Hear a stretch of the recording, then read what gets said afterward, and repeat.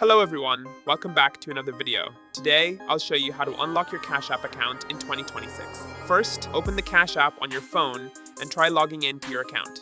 If your account is locked, you may see a message asking you to verify your identity or contact support. Next, tap on your profile icon and open the support section.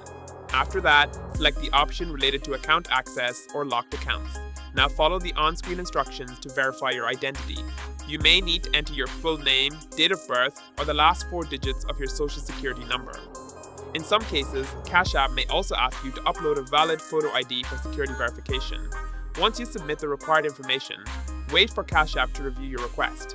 After your identity is confirmed, your account should be unlocked and accessible again. To avoid future issues, make sure you follow Cash App's rules and keep your account information updated. That's it.